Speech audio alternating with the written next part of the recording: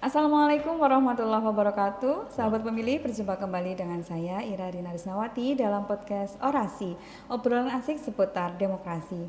Nah, pada episode kali ini kita akan membahas sesuatu yang penting, yaitu peran penyelenggara pemilu di tingkat kecamatan. Nah, sahabat pemilih yang sudah pernah nyoblos, pernah nggak sih kepikiran siapa saja yang bekerja keras di balik layar supaya pemilu bisa berjalan lancar? Nah, mereka inilah yang salah satunya yang akan kita bahas. Dan hari ini kita akan ngobrol tentang lika-liku menjadi penyelenggara pemilu di tingkat kecamatan atau sering kita kenal dengan PPK, Panitia Pemilihan Kecamatan. Kita sapa dulu pejuang-pejuang kita anggota PPK pada pemilu dan pemilihan tahun 2024. Ya, yang pertama dengan Pak Basuki. Ya, selamat pagi Pak Basuki. Selamat pagi Mbak Ira. Iya, gimana kabarnya Pak? Alhamdulillah sehat. Mbak Ira gimana kabarnya? Alhamdulillah, ya lama ya nggak jumpa ya Pak ya. Lama banget ya, hampir setengah tahun lah. Setengah tahun ya lebih, kita nggak jumpa. jumpa. Iya, Pak Basuki ini Ketua PPK Kecamatan Buayan. Buayan, Iya, betul betul. sekali. Ya, dengan satunya lagi Mbak Irma Dewi Safitri, anggota PPK Kecamatan Seruang. Selamat pagi Mbak Irma. Selamat pagi Mbak Ira. Iya, gimana kabarnya? Alhamdulillah baik, sehat. Mbak Ira bagaimana kabarnya? Alhamdulillah, Mbak Irma makin cantik ini. Terima kasih Mbak Ira juga Iya. semakin cantik juga nih. Iya, yang penting nggak makin ganteng ya. Betul sekali. Ya, selamat datang di podcast Orasi Pak Basuki dan Mbak Irma. Ya, terima kasih Mbak Ira. Iya, sama-sama. Ya, Pak Basuki dan Mbak Irma, ini kan PPK nggih. Nggih. Kalau Pak Basuki di PPK dulu sebagai apa ya, Pak? Alhamdulillah di PPK menjadi ketua PPK. Ketua PPK. Iya, ketua PPK. Ketua PPK itu tugasnya apa ini, Pak? Kalau biar sahabat pemilih tahu ini. Oke, untuk ketua PPK yaitu di samping karena kita juga membidangi atau membawahi di wilayah, saya bisa mungkin harus bisa yang pertama harus berkoordinasi tentunya dengan Forkopimjam, Bapak Camat, Bapak Koramil, Bapak Kapolsek dan juga teman kita sesama penyelenggara yaitu Panwaslu Panwaslu Kecamatan. Iya, kecamatan. Iya. Karena harus kita bisa bekerja sama karena di dalam pemilihan itu tidak bisa bekerja sendiri. Iya, betul harus sekali. kerja bersama-sama dan juga tidak lupa dengan di bawah kita ada PPS. Di PPS juga harus bisa mengkoordinasikan karena kita kerja tim. Kerja tim tidak bisa bekerja sendiri-sendiri. Harus kompak, harus bisa bekerja sama. Di samping ketua, kami juga di bidang logistik dan juga keuangan. Setiap bulan kami juga harus bisa mengontrol untuk laporan keuangan yang masuk di PPK. Iya, baik punya PPK sama PPS juga. Betul, ya semuanya. karena kita juga dituntut untuk pelaporan setiap bulannya. Iya, betul sekali. Kalau Mbak Irma sendiri nih, divisi apa? Sama pemilu sama pemilihan atau beda? Alhamdulillah sama Mbak, masih di divisi data dan informasi. Iya, berarti terpercaya ini Pak. Oh, iya, sudah teruji. Dipercaya untuk belajar Mbak. Perdana. Iya, gimana nih kalau divisi Datin ini ngapain aja Mbak? Kalau di divisi Datin sendiri itu dari KPU kan kita menerima data untuk diolah, kemudian nanti ada proses pencoklitan di bawah. Nanti dari data di bawah kita olah juga untuk disampaikan lagi ke KPU kabupaten atau kota. Berarti lembur terus ini kalau divisi Datin. Alhamdulillah Mbak, harus siap Siap ya. 2359. Itu slogannya. Iya, betul sekali. Iya, itu kalau Datin berarti tugasnya di awal aja atau di tengah atau sampai akhir nih Mbak? Kalau untuk tugas Datin sendiri ya Mbak, dari awal kita memang sudah dikasih data. Jadi jauh-jauh hari sebelum hari H, Datin itu memang sudah proses untuk data sendiri itu diolah ya Mbak. Jadi untuk pengolahan data sendiri itu tidak cukup untuk waktu sebentar. Jadi untuk bahkan sampai DPT itu waktu bisa memerlukan sampai dengan setengah tahun bahkan lebih Mbak.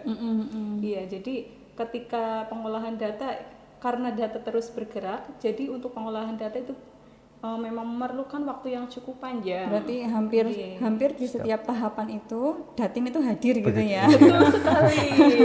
Iya, betul sekali. Kalau dari Pak Basuki sendiri nih sebagai ketua ini gimana Pak pengalamannya? Sering tombok atau udah malah jadi ujung tombak keberhasilan ini apa sering tombok malah ini? Ya, kalau dari ketua di Kecamatan Buayan terutama ya karena apa ya? Karena PPK adalah sebagai apa ya, tombak. ujung tombaknya dari KPU, karena penyelenggara yang paling bawah di tingkat kecamatan itu adalah PPK, sehingga harus bisa bekerja sama dengan atasan dan juga dengan yang ada di bawah kita yaitu PPS, sehingga harus siap segalanya. Siap sekalian, siap tombok juga ya Pak? Ya bisa siap tombok. Enggak lah ya, enggak tombok lah ya. Kalau di KPU ini semuanya teranggar karena kan Iya. sudah sesuai dengan tahapan sih. Betul sekali. Ada iya. tahapannya, sehingga saya yakin tidak mungkin tombok lah. Iya, gitu. insya Allah ya. Iya. Kalau Pak Basuki sendiri Iya. berapa kali sih menjadi PPK? Alhamdulillah kami dipercaya oleh PPK sudah 4 kali, Mbak 4 Ira. kali ya? Iya, 4 kali. 2019 kami masuk. Waktu itu saya langsung menjadi divisi Datin, sehingga apa yang dirasakan Mbak Irma saya rasakan juga. Sudah merasakan juga sudah ya? pernah merasakan, tapi Mbak Irma belum merasakan jadi ketua gitu. Ya. Oh besok mungkin Oh ini. ya, amin. Ya.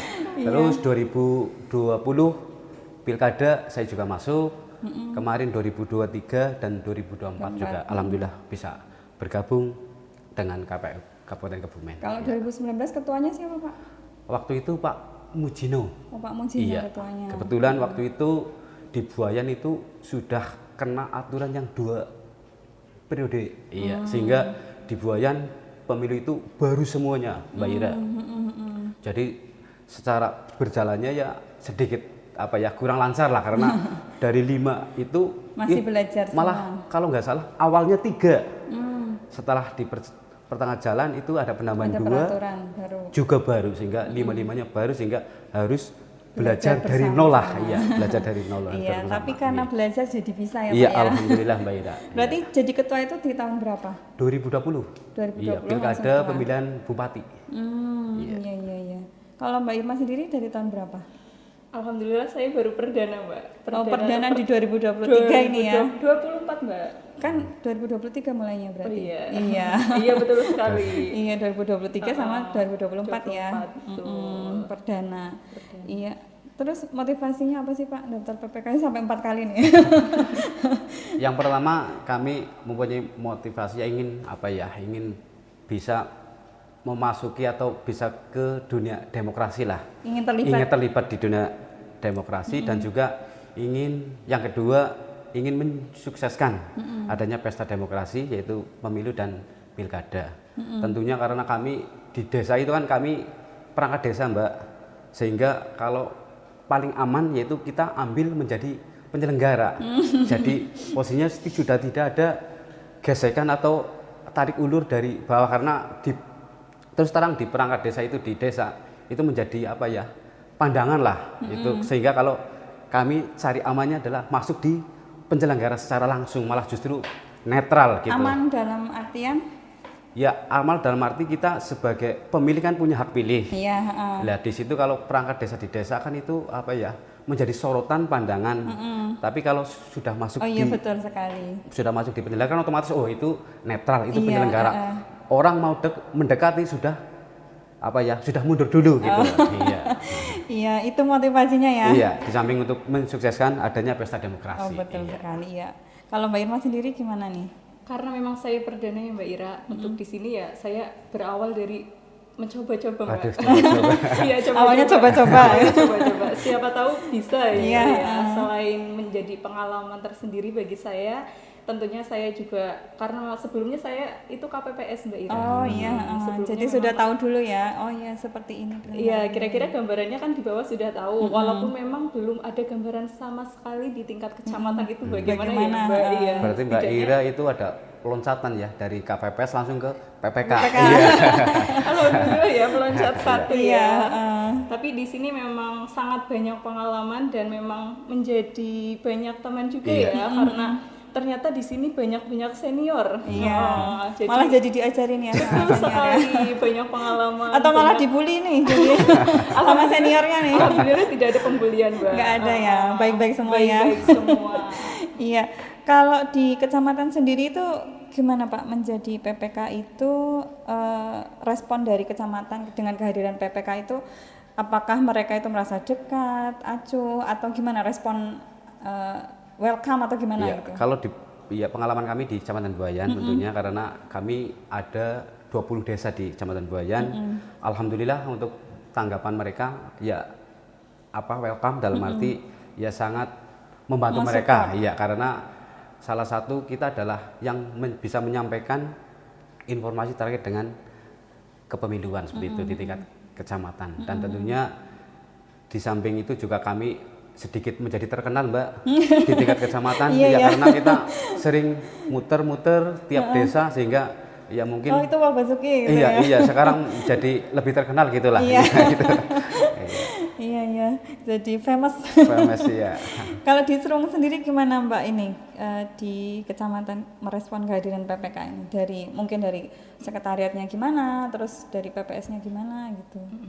Alhamdulillah ya Mbak Ira, kalau di Kecamatan Seruang juga alhamdulillah menerima dengan sangat-sangat welcome, sangat-sangat hangat. Begitu juga dari tingkat PPS juga mereka alhamdulillah menerima, walaupun memang saya di sini termasuk golongan yang muda ya Mbak. Dan PPS juga kan memang banyak yang senior juga. Jadi memang saya harus adaptasinya juga lumayan ya Mbak. Tetapi karena memang sudah menjadi tanggung jawab ya kita jalani dengan senang hati juga. Iya, betul sekali.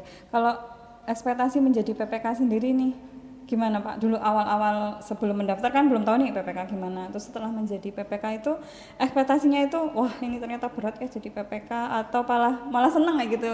Kekeluargaan di PPK-nya bagus. Kalau gitu. dari kami sih apa ya?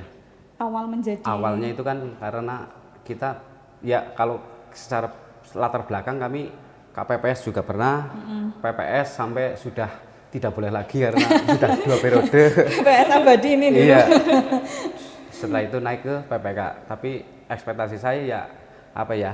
Dalam arti kita jadi banyak pengalaman lah, pengalaman di bidang demokrasi karena banyak teman yang pasti ya nambah pengetahuan, nambah ilmu Mbak. Nambah famous tadi ya. Iya betul karena ya sekarang dengan adanya kami menjadi PPK, orang tahu saya, kenal saya sehingga apa ya di sisi lain sekarang bisa mengundang saya Mbak menjadi narasumber, menjadi apa gitu. Ya, itu salah satu menjadi apa ya? Salah satunya menjadi keuntungan saya setelah saya menjadi PPK seperti itu. Iya. Kalau Mbak Irma sendiri ekspektasinya jadi kan tadinya KPPS gitu kan, terus kemudian menjadi PPK. Kan KPPS kan belum tahu sama sekali. Ekspektasi awal menjadi PPK itu gimana? Terus setelah menjadi itu gimana itu? Oke Mbak. Kalau ekspektasi ya Mbak itu memang sebelumnya bagaimana sih ya untuk ekspektasi jadi PPK itu sendiri ternyata sangat luar biasa ya bagi saya ya, karena memang pengalaman pertama saya di tingkat PPK ternyata tugasnya banyak sekali juga ya Mbak. Tidak semudah yang aku pikirkan gitu. Betul sekali, dan ternyata memang saya emang divisi Datin juga ya, ternyata Datin dari awal sampai akhir full tugas juga ini ya. Ada rampungnya ya. Jadi iya betul sekali. Jadi memang bagi saya ya banyak belajar juga ya Mbak di sini. Tetapi karena memang dari teman-teman yang sangat mendukung dan saling membantu, alhamdulillah bisa dilalui dengan baik juga. Iya, menarik sekali sahabat pemilih. Cerita mereka masih banyak, tapi kita akan kembali setelah yang satu ini. Halo teman pemilih, perkenalkan, aku Silawet. Hari ini aku hadir membawakan info KPU. Info kita kali ini adalah PDPB, pemutakhiran data pemilih berkelanjutan. Apa pentingnya PDPB? PDPB adalah langkah strategis dari KPU untuk memastikan bahwa data pemilih selalu akurat dan mutakhir.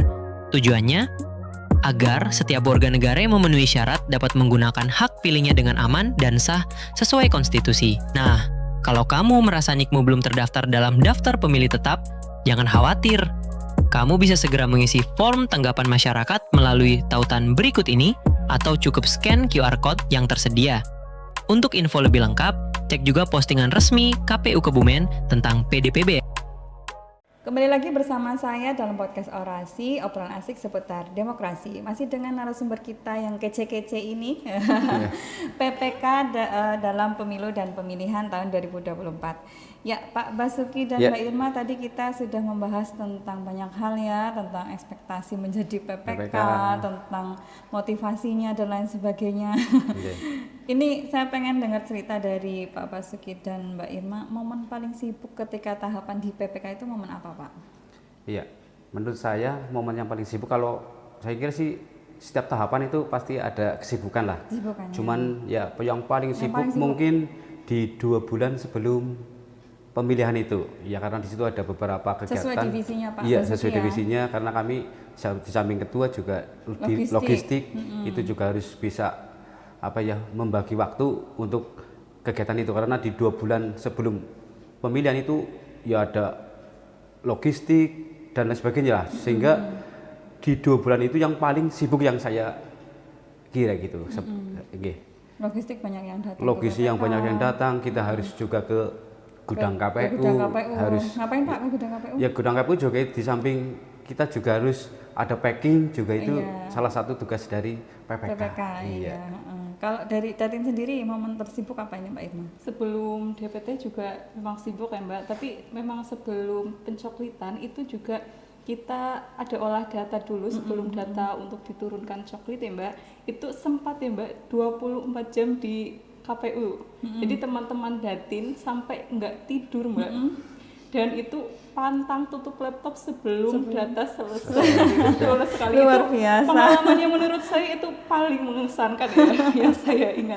Iya, itu pengalaman berkesan ya Mbak Irma ya. Iya, betul sekali Mbak. Kalau Pak Basuki sendiri pengalaman berkesannya apa? Iya. Ini Mbak Irma 24 jam di 24 sini jam. ya. Kalau saya Mbak Ira itu kan kami ya karena di ketua juga harus bisa mengetahui semua di divisinya ya.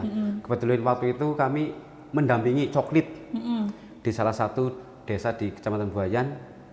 Kita menuju rumah yang dicoklit, ternyata rumah itu banyak penghuninya Mbak. Penghuni beneran? Hewan itu, Oh, guguk. hewan. Iya.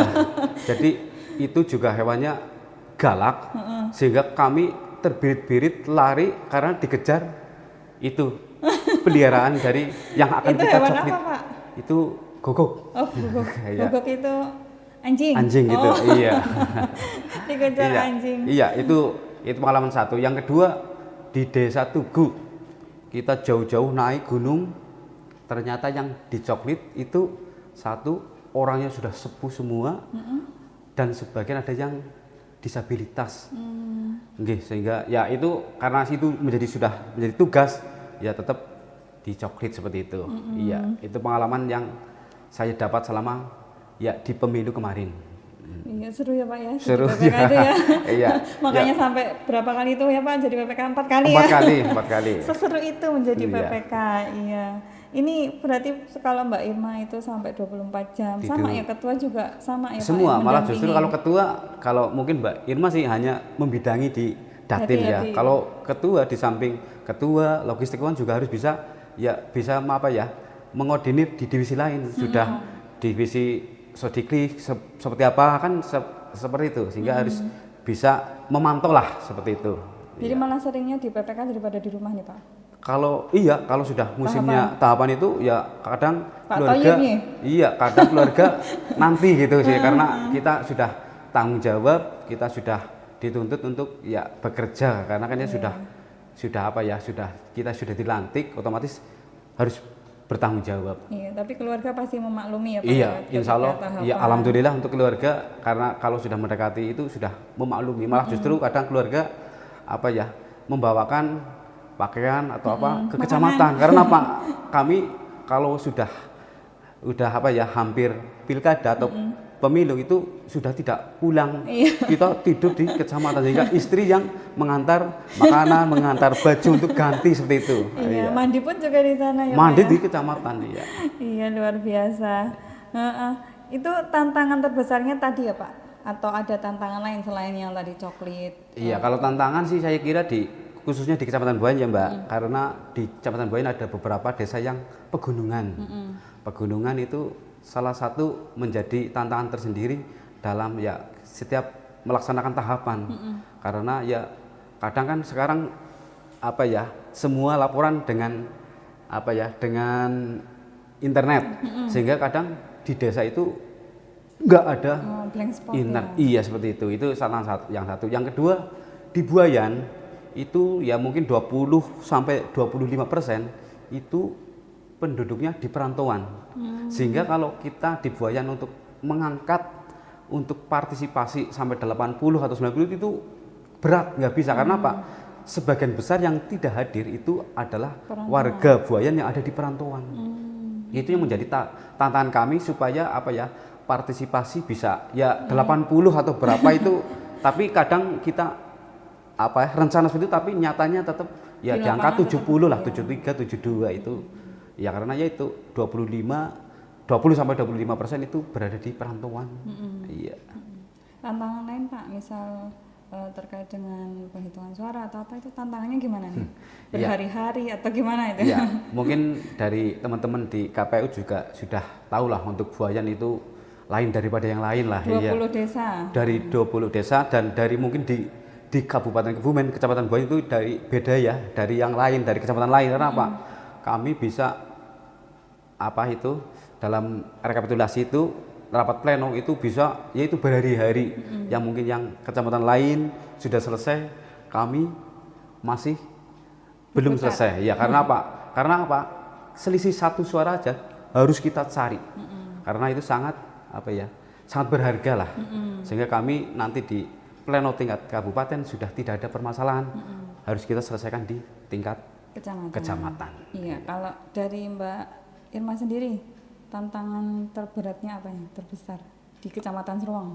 Oke Mbak Ira, kalau untuk tantangan sendiri memang hampir sama seperti Buayan juga ya Mbak. Karena kalau wilayah Seruang juga sebagian juga pegunungan, itu merupakan tantangan tersendiri karena kita untuk menjangkau sampai yang di wilayah pegunungan juga harus. Desa apa itu Mbak? Kalau Seruang yang di pegunungan sih desa apa aja? Itu ada desa Condong Campur yang paling tinggi, kemudian ada desa Pandansari yang sebagian tapi ya Mbak, itu memang ada sebagian memang itu harus memang jalan kaki Mbak. Jadi ada termasuk satu pengantaran logistik juga ini ya Pak? Iya, ya? betul. Iya, ada satu RW itu yang cukup harus benar-benar kita usaha untuk sampai ke sana Maksimal gitu ya. ya. Nggak ada Maksimal. akses atau gimana? Kalau untuk harus muter sih Mbak, kalau misalnya lewat yang tercepat itu memang jalannya sangat-sangat terjal Mbak. Apalagi kalau musim hujan Mbak Ira. Ya Allah. Termasuk Condong Campur itu sendiri bagi saya itu juga wilayahnya sangat naik Mbak. Jadi kalau wilayah musim hujan itu memang apa ya, rawan sekali. Iya. Berarti kalau monitoring ke apa desa-desa itu juga ini ya tantangan tersendiri kalau dapat daerahnya yang tinggi Yang gitu tinggi, ya. iya. Iya. Kalau di itu Buayan desa apa Pak yang paling tinggi itu? Kalau Buayan itu desa Wonodadi sama Pakuran. Iya. Pakuran sama Wonodadi. Kebetulan itu juga desa binaan saya karena kayak di Buayan itu dibagi Mbak. Wilayah. Iya wilayahnya, karena 20 desa di Kecamatan Buayan kita bagi 5. Satu PPK menaungi 4 desa. Kebetulan saya yaitu Pakuran sama Wonodadi, saya kebetulan yang dekat karena dengan desa saya yang membidangi atau yang apa ya? Pakuran itu sama kayak ini kayak yang diceritakan Mbak Iya, Irma. itu di podcast sebelumnya itu juga pernah disampaikan oleh Bu Ketua, itu jalannya dari melewati bukit, gunung, di situ sampai ke rumah itu harus turun nggak bisa dinaiki dengan motor, apalagi mobil, itu motor, jalan kaki itu naik itu di Dukuh Klesem kalau di Desa Pakuran. Berarti termasuk pendistribusian logistik juga sama Pak itu? Iya, Susahnya sama. gitu. Susah, iya. Karena Tetap itu harus jalan kaki kalau distribusi kalau logistiknya. untuk itu sedikit ada jalur mobil, Mbak.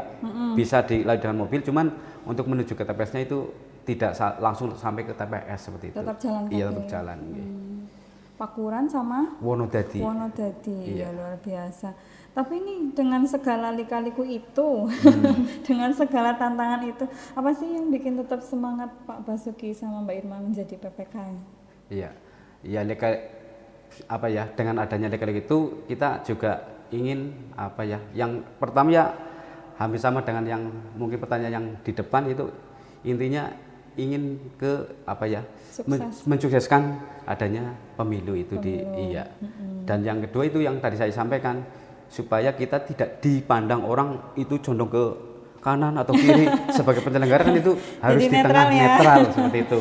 Kalau Iya. ada tim sukses yang mau mendekati kan otomatis itu penyelenggara, itu nggak bisa seperti itu. Gitu. Iya, tetap semangat menjadi PPK. Kalau Mbak Irma bagaimana nih? Tetap semangat menjadi PPK dengan segala liku-likunya. Iya ya Mbak, karena memang di PPK ternyata tantangannya juga begitu sangat luar biasa. Ternyata ya untuk menjadi semangat ya memang karena selain banyak teman di sini juga teman-teman kan juga pasti mendukung ya Mbak untuk supaya mensukseskan pesta demokrasi kali ini ya Mbak. Karena juga selain memiliki teman-teman yang sangat support, juga di sini kan tentunya pengalaman yang sangat berkesan memang membuat menjadi pengalaman tersendiri bagi saya ya Mbak. Jadi ketika sudah mencoba ya ayo selesaikan sampai akhir gitu. Malah kan. jadi ini ya tantangan tantangan tersendiri yang harus iya, mencoba diselesaikan. hal baru juga ya Mbak. Iya. Tentunya menjadi PPK itu kan menambah kekeluargaan juga ya Mbak Irma dan Betul Pak sekali. Iya, betul. Basuki. Iya. Kan kekeluargaan di Buayan dan Seruang sendiri gimana ini? Iya. Ya, Itu terus kan salah satu yang menjadi penambah semangat ya iya, Pak? terus terang adanya masuk di PPK itu ya mungkin kalau enggak masuk PPK nggak kenal sama Mbak Irma gitu, nggak kenal sama Mbak Ira dan lain sebagainya, gitu. Sehingga itu menjadi salah satu keuntungan kami di menjadi PPK.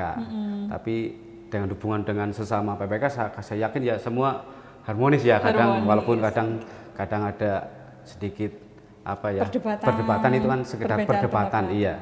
Tapi diawali perdebatan tapi diakhiri dengan ya kesepakatan lah, karena itu kekeluargaan. Iya. Berarti dari 26 kecamatan ini alhamdulillah semuanya baik ya Pak ya. Baik, secara hubungannya harmonis ya sampai Jadi sekarang nggak juga. kenal cuma orang Buayan aja, Enggak, sampai ya, kenal Padureso, iya, Ponorogo gitu ya. Sadang dan sebagainya. Iya. Iya.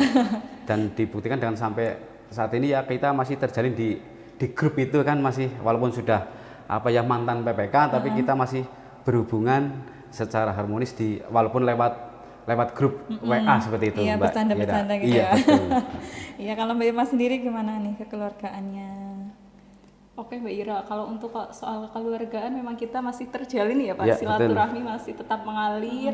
Kita juga kadang ya sharing-sharing juga, kemudian selain saya juga menambah wawasan dari mereka-mereka yang Sudah sudah sepuh ya? senior sepuh ya. Alhamdulillah bagi saya itu sebuah silaturahmi yang cukup mengesankan, bahkan sangat luar biasa ya, karena memang pengalaman pertama saya juga.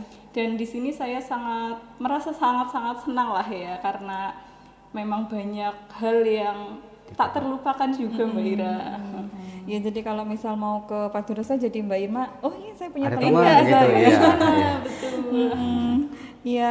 Terus ini pelajaran terbesar nih Pak yang didapat selama menjadi PPK, pelajaran hidup atau pelajaran tentang pengalaman di PPK itu apa Pak? Ya, pelajaran saya setelah menjadi PPK secara berpikir saya sedikit berubah menjadi sedikit dewasa lah. Kalau dewasa itu sih belum, tapi sedikit dewasa karena kita di PPK itu kebetulan ketua kan harus bisa mengatur semua yang ada di lingkup kecamatan, sehingga harus antara pikiran dan perilaku kami betul-betul bisa berubah karena masuk dalam menjadi penyelenggara itu. Ya pikiran kita menjadi dewasa lah. Sedikit dewasa sehingga jadi lebih luas lagi tentunya, karena kita mengampun atau membawahi beberapa desa kan otomatis dari SDM, dari pola pikir itu kan berbeda-beda. Kita harus bisa menyaring, harus bisa mengolah, jangan sampai si A tersakiti atau kesinggung, itu juga menjadi pemikiran sebagai ketua. Kalau Mbak Irma sendiri gimana? Pelajaran yang bisa diambil dari menjadi PPK selama ini?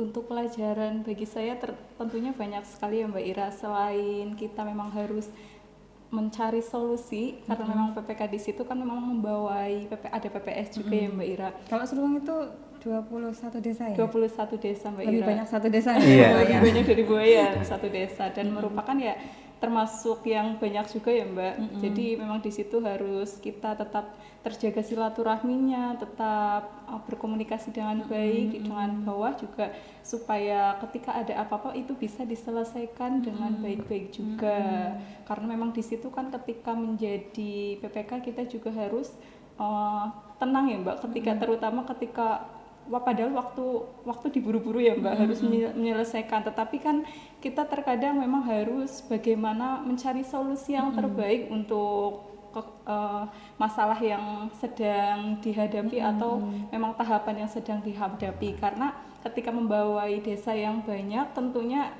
persoalan atau tidak semua ya tiap desa permasalahan juga tentunya banyak. pasti ada ya. Jadi kita harus bagaimana mencari solusi yang terbaik, tetap tenang, dan saya jadi tentunya banyak belajar di situ ya Mbak. Walaupun memang saya baru pertama, jadi saya ya dengan ketua PPK ya jadi banyak pelajaran yang dapat saya ambil di situ. Alhamdulillah ya, untuk kedepannya semoga menjadi lebih baik ya Mbak. Amin, amin. Nah ini untuk kedepannya nih, harapan dari Pak Basuki dan Mbak Irma sendiri gimana, khususnya untuk pemilu di tingkatan kecamatan? Yeah. Untuk harapan kami untuk pemilu yang ke depan ya, karena pengalaman kemarin itu ya, kalau di kegiatan BIMTEK untuk kami dan untuk PPS saya kira ada penambahan lah.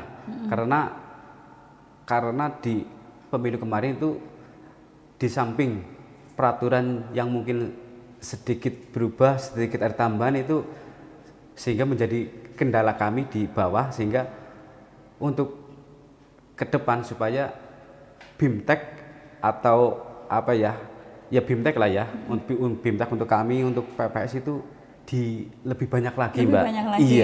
Iya, karena permasalahannya karena kalau kemarin kan di pemilu kemarin kan ya, tidak hanya pemilu kemarin ya, kalau dari dulu juga seperti itu. Kadang aturan sedikit berubah, sedikit ada tambahan, sedikit berubah seperti itu, sehingga dari kami mungkin yang sudah siap SDM oke sih mungkin tidak masalah, tapi mungkin karena di kami dari 20 desa itu kan SDM-nya berbeda-beda, sehingga untuk untuk BIMTEK-nya, untuk penambahan kapasitas untuk PPS penyelenggara itu sebisa mungkin ada tambahan untuk kegiatan BIMTEK itu. Oh iya, baik. Kalau Mbak Irma sendiri harapannya apa Mbak Irma? Untuk harapannya ke depan tentunya semoga bisa lebih berjalan dengan lancar ya Mbak, walaupun memang kemarin sudah baik juga, sudah berjalan dengan lancar, dan memang untuk BIMTEK juga di Kecamatan Seruang tersendiri memang untuk terutama tingkat KPPS ya Mbak, itu menurut saya itu masih kurang. Iya. Betul sekali. Kalau untuk tingkat PPS alhamdulillah lebih mendingan ya Mbak, walaupun memang kita harus diselisipi atau harus ditambah dengan sendiri. Karena ketika memang kalau BIMTEK hanya sesuai dengan yang dari atas itu memang sangat kurang ya Mbak. Jadi memang kita harus menambahkan sendiri. Kalau diusahakan untuk tahun depan itu memang ada rencana atau tambahan tersendiri dari atas, sehingga lebih maksimal untuk terutama di tingkat paling bawah itu ya, terutama untuk KPPS ya. Betul sekali. Dan kalau bisa untuk di BIMTEK KPPS sebisa mungkin itu dari 7-7-nya itu di BIMTEK. Kalau kemarin itu satu atau kemarin tiga, sehingga ya 3 yang mungkin BIMTEK, yang 4 sehingga harus mendengarkan dari hasil BIMTEK temannya, tapi untuk ke depan sebisa mungkin 7-7-nya harus bisa semoga iya. Melihat juga karena kan terkait dengan anggaran betul Mbak. Betul sekali. Iya, semoga apa yang diharapkan oleh Pak Basuki dan Mbak Irma bisa terlaksana ya. Amin, amin, amin. Amin. Ya, sahabat pemilih, gimana nih obrolan kita tadi, seru kan? Ya, demikian tadi obrolan kita dengan Pak Basuki dan juga Mbak Irma, anggota PPK pada pemilu dan pemilihan serentak tahun 2024 kemarin. Semoga apa yang kita sampaikan, apa yang kita ceritakan dapat menambah pengetahuan dan wawasan sahabat pemilih tentang lika-liku menjadi PPK. Tentunya barangkali ada sahabat pemilih yang untuk pemilu mendatang ingin mendaftar menjadi PPK. Nah, seperti ini tadi gambarannya menjadi PPK. Berat sekali juga ya. Banyak tantangan, berat. Tidak mudah menjadi PPK, tapi ternyata menjadi PPK juga menjadi bagian dari kebanggaan oleh Pak Basuki dan juga Mbak Irma sendiri. Dan tentunya mereka tidak kapok pastinya ya, karena Pak Basuki sendiri udah 4 kali. Mbak Irma mungkin besok juga akan mendaftar lagi ya Mbak Irma diterima. Insya Iya. Allah. Karena menjadi PPK itu ternyata menyenangkan, Betul. menambah keluarga Menambah tentunya. keluarga. Iya, terima kasih Pak Basuki dan Iya, Mbak Irma atas Iya, Mbak Ira. cerita-ceritanya Iya, sudah sama-sama. hadir di podcast Orasi. Iya, Mudah-mudahan sama-sama. kita besok juga bisa bertemu lagi. di Amin, Orasi. amin, amin, amin. Iya, terima kasih juga untuk sahabat pemilih telah menyaksikan acara ini dan juga jangan lupa nantikan episode selanjutnya untuk podcast Orasi KPU Kabupaten Kebumen tentunya dengan topik-topik yang tidak kalah menarik. Orasi, obrolan asik seputar demokrasi. Wassalamualaikum warahmatullahi wabarakatuh. Waalaikumsalam.